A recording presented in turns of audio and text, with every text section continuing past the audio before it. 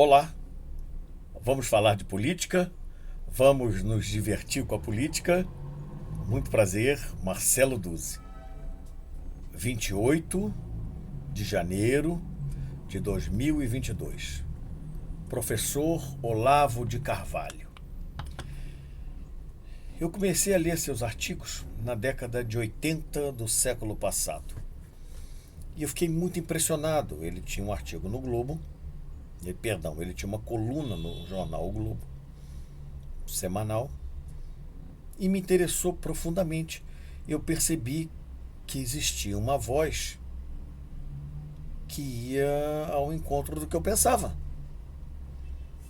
E eu gostei muito do texto dele.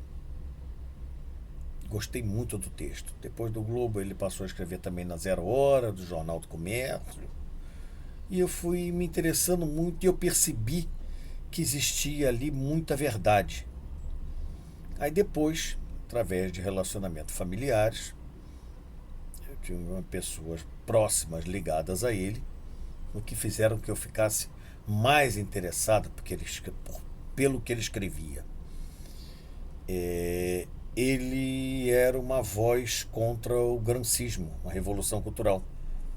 Gramsci disse que nós poderíamos implantar o socialismo através da mente das pessoas, não precisaríamos disparar um tiro, nada.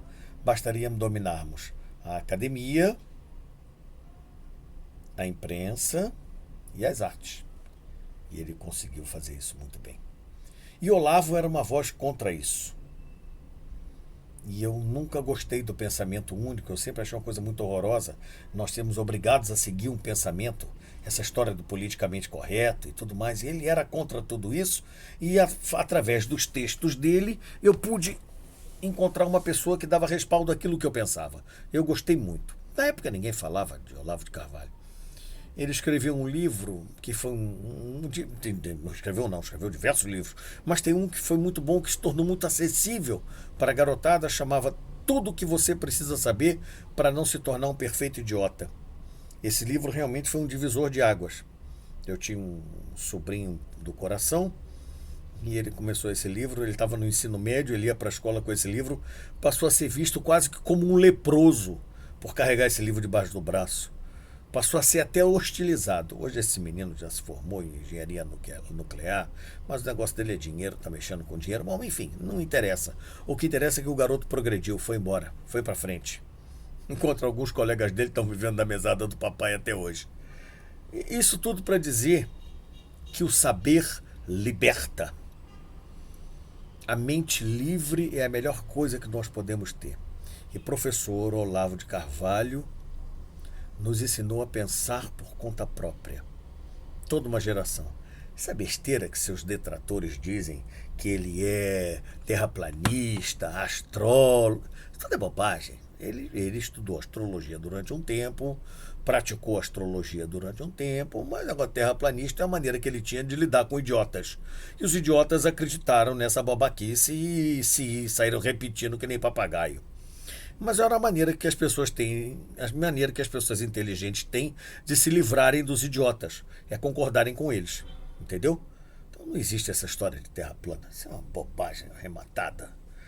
O Olavo nunca foi terraplanista, né? E às vezes que ele falou sobre isso era apenas para sacanear um interlocutor. Eu digo isso porque nós temos pessoas conhecidas que afirmaram.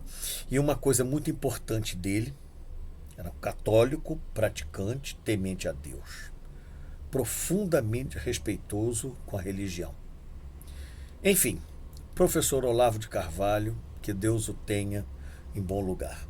Se você se interessou, eu vou deixar aqui nos comentários e na descrição do vídeo o canal pelo qual eu comecei a segui-lo.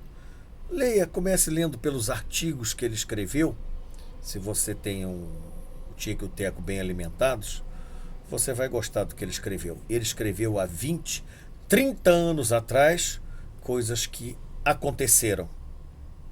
Então, professor Olavo, o senhor sempre teve razão.